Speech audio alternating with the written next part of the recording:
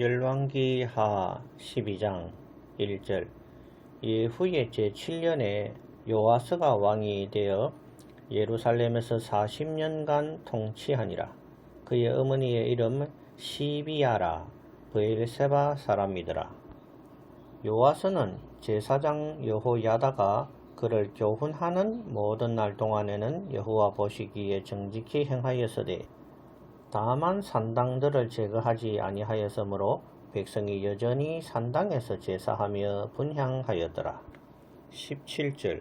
그때에 아람 왕 하사엘이 올라와서 가드를 쳐서 점령하고 예루살렘을 향하여 올라오고자 하므로 유다의 왕 요아스가 그의 조상들 유다 왕 여호사밧과 여호람과 아하시야가 구별하여 드린 모든 성물과 자기가 구별하여 드린 성물과 여호와의 성전 곳간과 왕궁에 있는 금을 다 가져다가 아람 왕 하사엘에게 보냈더니 하사엘이 예루살렘에서 떠나갔더라.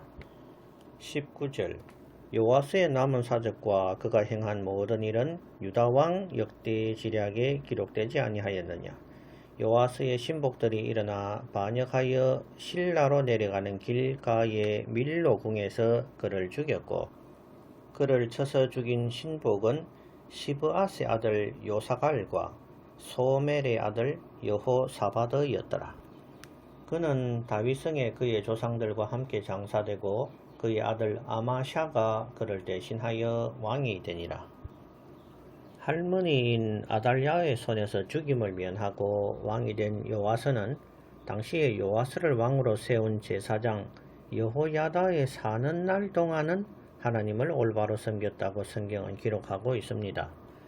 하지만 자신을 성전에서 6년이나 숨겨 왕으로 세워준 제사장 여호야다의 은혜를 배신으로 갚은 사람이 바로 요아스 왕입니다.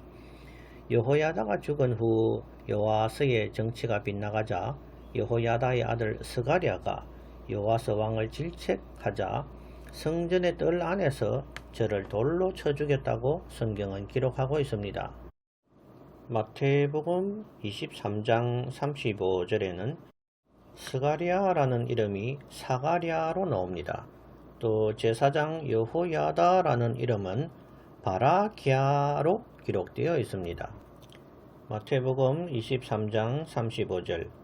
의인 아벨의 피로부터 성전과 제단 사이에서 너희가 죽인 바라기야의 아들 사가랴의 피까지 땅 위에서 흘린 의로운 피가 다 너희에게 돌아가리라 라고 예수님께서 말씀하셨습니다.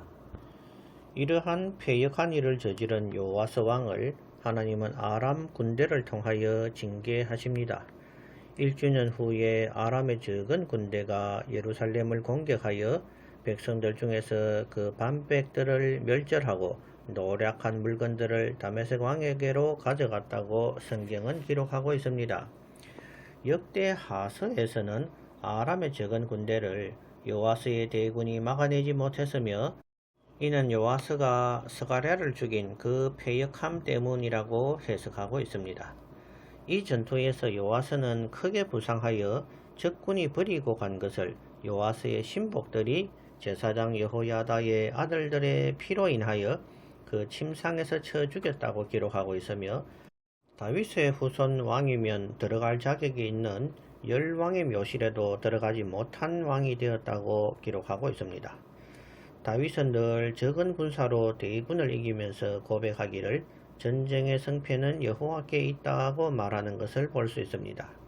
성경의 역사적 스토리들도 살펴보면 늘 전쟁의 승리는 하나님이 손을 들어주는 편이 이김을 알 수 있습니다.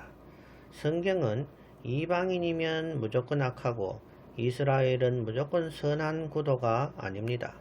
구약 성경 안에서도 이방인이든 이스라엘인이든 하나님의 말씀을 순종하는 쪽이 전쟁에서 승리하고 하나님의 보상을 받는 것을 볼 수 있습니다.